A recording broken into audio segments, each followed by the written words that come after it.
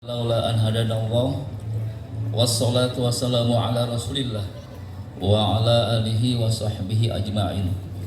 Rabbi israh li sadri wa yassir li amri wahlul 'uqdatam min lisani yafqahu qawli. Allahumma sholli ala sayyidina Muhammadin al-fatih lima ughliq wal khatimi lima sabaq nasiril haqqi bil haqq wal hadi ila siratikal mustaqim wa ala alihi haqqa qadrihi wa miqdaril azim. Amma yang sama-sama kita banggakan dan kita muliakan, para dewan hakim lomba syarhil Quran Ayahanda Dr. Andes Hadi Zulkifli PT dan juga Ayahanda Dr. Andes Haji Anhar Roji MSI, para panitia yang kami hormati, anak-anak atau adik-adik para peserta lomba syarhil Quran yang berbahagia. Baiklah, kami akan membacakan ketentuan teknis lomba syarhil Quran sebagai berikut. Yang pertama adalah pengertian. Lomba syarhil Quran adalah jenis lomba penyampaian pesan isi kandungan Al-Quran dengan cara menampilkan bacaan, puitisasi, terjemah, dan uraian yang merupakan kesatuan yang serasi. B. Peserta lomba. Peserta adalah regu yang terdiri dari 3 orang, yaitu seorang pembaca Al-Quran, seorang pembawa puitisasi, terjemah, dan seorang pengurai isi atau pensyarah, baik putra maupun putri atau campuran, dan berstatus siswa dan siswi SMA atau SMK di Kabupaten Kota Baru. C. Sistem lomba adalah menggunakan sistem gugur tanpa dilaksanakan final. D. Materi lomba.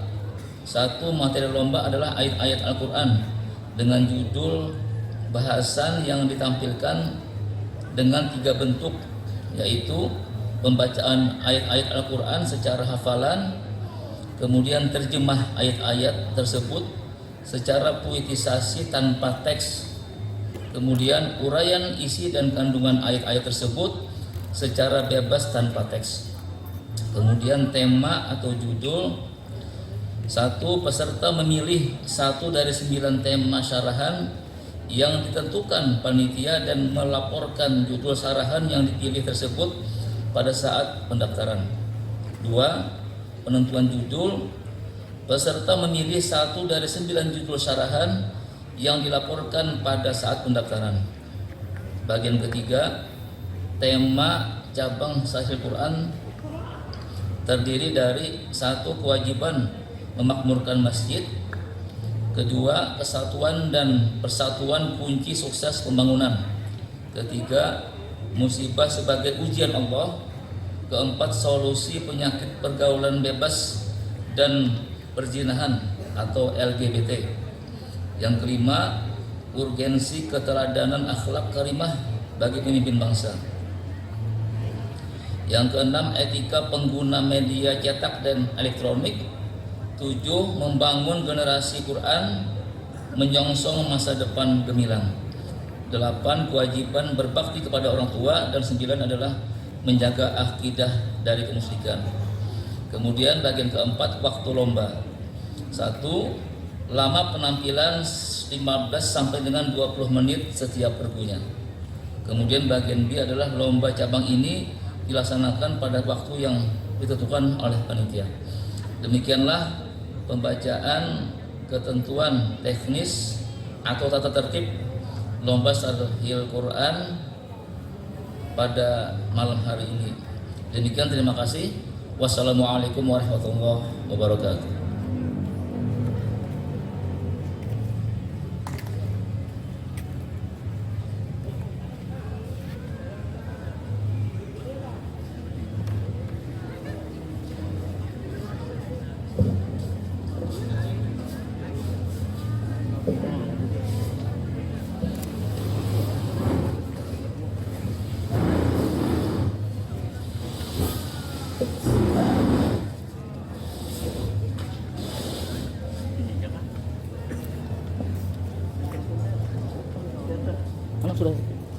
Tiga ya, mikrofonnya tiga. 33.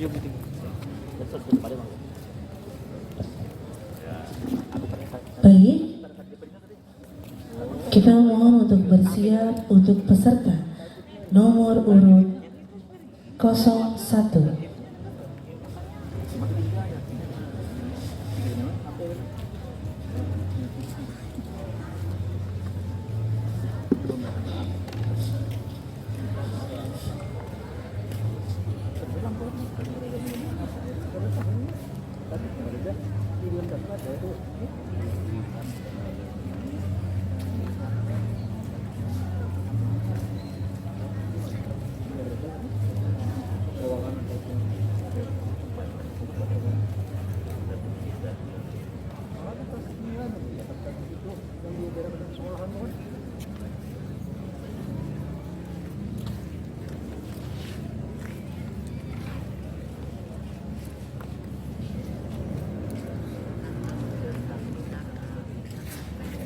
Cek.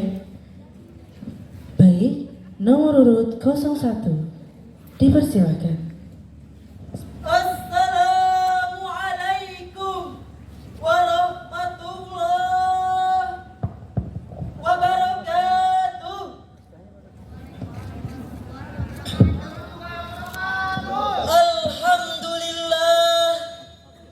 Alhamdulillahilladzi ja'alal insana khalifah biirsitati wa anwa'i mukhtalifah wa bidzalika aujaba alaina ikhwah.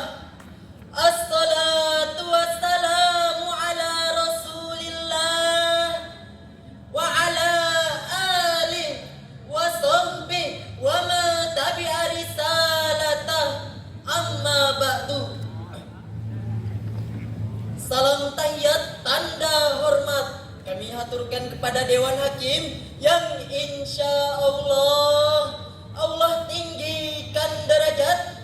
Salam wajah tanda mahabbah kami sampaikan kepada Dewan Hadirin yang insya Allah limpahkan berkah. Islam adalah agama rahmat, sebagaimana visi dan misi diutusnya Nabi Muhammad sallallahu alaihi wasallam ke muka bumi ialah sebagai rahmatan lil alamin. Untuk mewujudkan cita-cita besar ini, yaitu rahmatan lil alamin, diperlukan kerjasama yang baik antar umat beragama, tidak terbatas antar intern umat Islam saja, tetapi juga dengan umat yang lainnya, khususnya bagi bangsa Indonesia yang dikaruniai dengan keanekaragaman suku, ras, etnis, golongan hingga agama. Namun keanekaragaman yang dimiliki Indonesia selalu berkesinambungan dengan berbagai problematika. Salah satunya rentannya perselisihan yang mengakibatkan permusuhan hingga lunturnya rasa persatuan dan kesatuan. Dan yang lebih memprihatinkan lagi hadirin, perselisihan tidak hanya terjadi antar umat beragama, melainkan gejolak pun terjadi antar sesama umat Islam sendiri.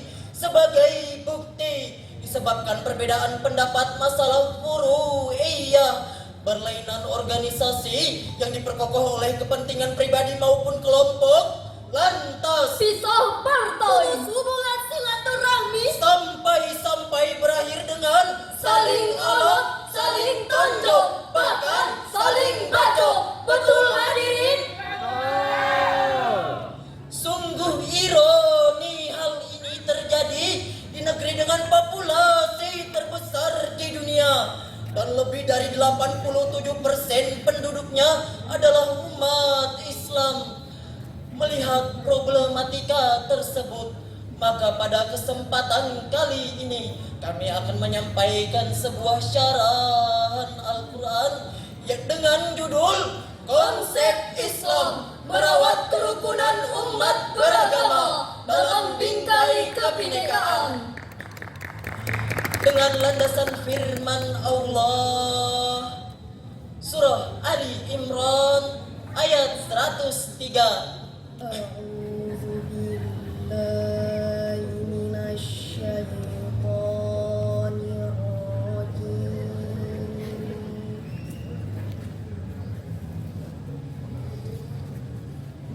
Bismillahirrahmanirrahim.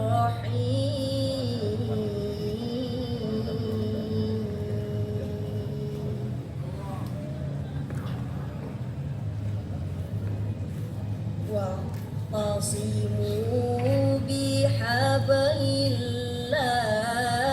jami'an wa la tafarraqu.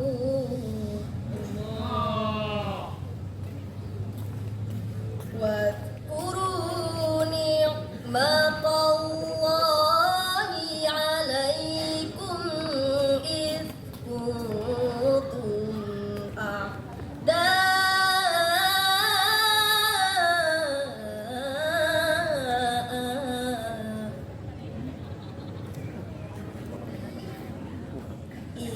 kuntum fa'alafa baina qulubikum fa'asbahtum bi ni'matihi ikhwana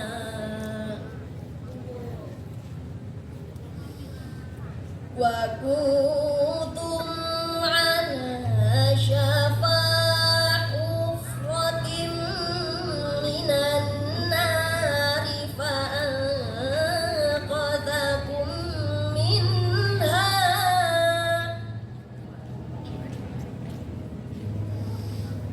kadzalika yubayyinu Allahu lakum ayatihi la'allakum tahtadun.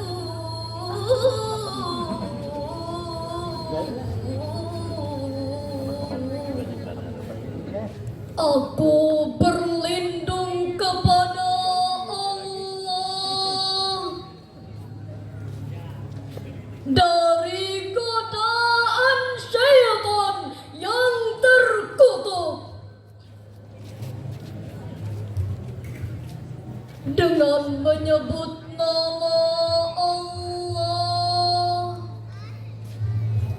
yang Maha Pengasih, Maha Penyayang. Berpegang teguhlah kamu semuanya pada tali agama Allah. Janganlah bercerai-berai dan ingatlah nikmat Allah kepadamu ketika kamu dahulu bermusuhan. Lalu Allah mempersatukan hatimu sehingga dengan karunia-Nya kamu menjadi bersaudara. Dan ingatlah pula ketika itu kamu berada di tepi jurang neraka. Lalu Allah menyelamatkan kamu dari sana. Demikianlah Allah menerangkan ayat-ayatnya kepadamu agar kamu mendapat petunjuk. Hadirin wal hadirat rahimakumullah. Pada ayat tersebut terdapat kalimat wa'tasimu yang berarti dan berpegang teguhlah, dan kalimat wala tafarraqu yang berarti janganlah bercerai-berai. Kedua lafaz tersebut mengandung sigot amar yang Sedangkan dalam kaidah usul fikih karangan Ahmad Hanafi MA pada halaman 31 dijelaskan, al-aslu fil amri lil wujub. Pada dasarnya setiap perintah menunjukkan kepada kewajiban. Dengan demikian, maka wajib hukumnya bagi kita semua untuk saling berpegang teguh pada tali agama Allah, bersatu padu dan tidak bercerai-berai. Sebab United we stand, divided we fall. Al-Jama'atur Rahman wal Firqatun Azab. Bersatu kita teguh, bercerai kita runtuh. Percuma ada cinta kalau hanya untuk bertengkar saja. Percuma banyak suku kalau tak saling bersatu. Perbedaan bukanlah suatu musibah, melainkan rahmat dan anugerah. Cukuplah perselisihan yang terjadi antara kaum Aus dan Khazraj menjadi simbol bibit perpecahan internal kaum muslimin yang dianggap biasa saja, namun ternyata mengakibatkan konflik horizontal berkepanjangan sehingga yang satu menghancurkan yang lainnya. Hadirin, lalu timbullah pertanyaan, bagaimanakah konsep Islam dalam menyikapi perbedaan dan mempersatukan umat? Sebagai jawabannya, mari kita simak firman Allah dalam Quran surah Al-Hujurat ayat 13. Ya ayyuhan nasu inna khalaqnakum min dzakarin wa untha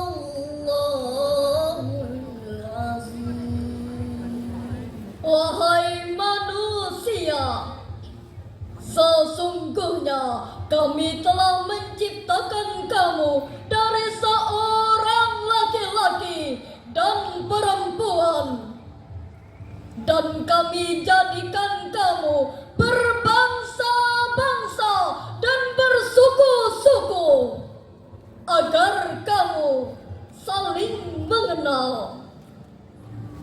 Sesungguhnya yang paling mulia di antara kamu di sisi Allah adalah orang yang paling bertakwa. Sesungguhnya Allah Maha mengetahui lagi Maha teliti. Maha benar Allah dengan segala firman-Nya. Hadirin wal hadirat rahimakumullah. Syekh Muhammad Ali As-Sabuni dalam kitabnya Safwatut Tafasir jilid 5 halaman 47, beliau menjelaskan bahwasanya perbedaan yang Allah ciptakan di muka bumi ini bukanlah untuk saling bertentangan maupun bermusuhan, apalagi saling menutup diri, melecehkan, menghina, membanggakan kelompok suku bangsa maupun daerah masing-masing. Sebab dengan tegas Rasulullah sallallahu alaihi wasallam bersabda, "Laisa minna man da'a ila asabiyyah wa laisa man qatala ala asabiyah wa laysa minna man mata ala asabiyah. Bukan dari golongan kami orang yang membanggakan kesukuan, dan bukan dari golongan kami orang yang berperang demi fanatisme kesukuan, dan bukan dari golongan kami orang yang mati karena membela, mempertahankan dan memperjuangkan kesukuan. Hadis riwayat Abu Daud. Akan tetapi hadirin, perbedaan demi perbedaan tersebut harus kita maknai sebagai jembatan emas untuk saling mengenal satu sama lain, guna terwujudnya hubungan komunikasi yang harmonis dan menebarkan cinta kasih dan kasih sayang yang tiada pilih kasih. Hadirin, para ahli kebangsaan telah menjelaskan untuk membentuk suatu negara kesatuan Republik Indonesia perlu didasari akan rasa persaudaraan. Di dalam bahasa Arab diterjemahkan dengan ukhuwah.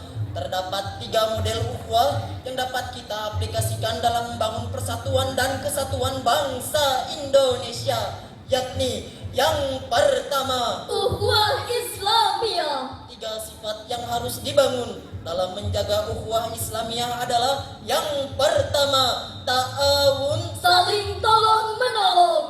tasamuh, Toleransi. takabul. Saling menjaga hingga muncullah rasa aman. Yang kedua, Ukhuwah watoniyah. 3 sikap dan sifat yang harus dibangun dalam menjaga ukhuwah watoniyah adalah: Yang pertama, akomodatif. sikap pengertian, Yang kedua, selektif. yakni memilih dan memilah mana keputusan yang paling memberikan kemaslahatan untuk bersama, Yang ketiga, integratif. yakni sikap saling keterbukaan untuk menerima inspirasi dan aspirasi dari berbagai golongan yang berbeda. Adapun ukhuwah yang ketiga adalah Ukhuwah insaniyah. yakni ukhuwah yang didasari akan rasa kesamaan manusia yang hidup di muka bumi ini dan menyadari akan adanya perbedaan.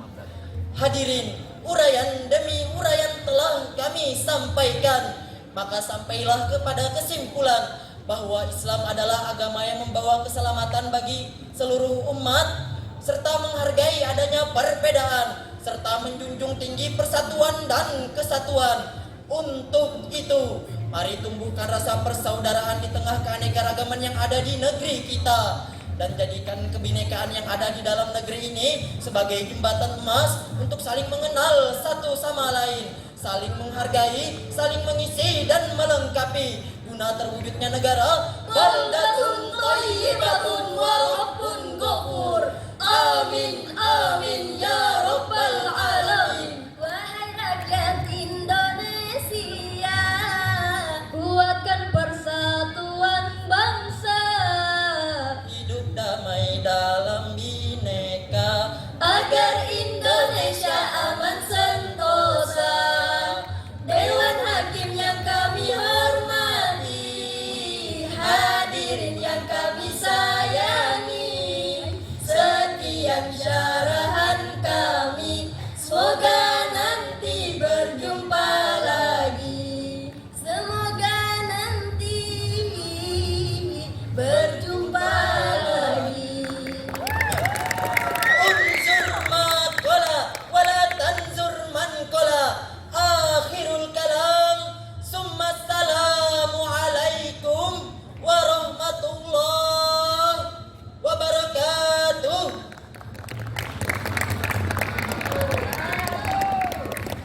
Silakan kembali ke tempat.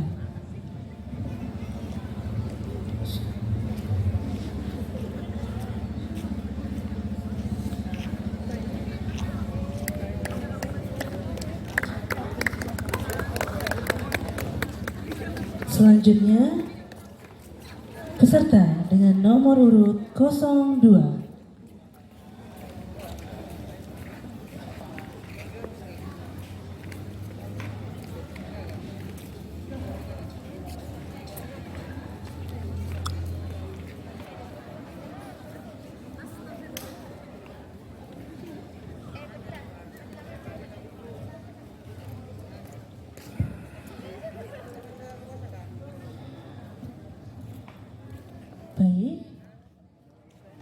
peserta dengan nomor urut 02. Disilakan.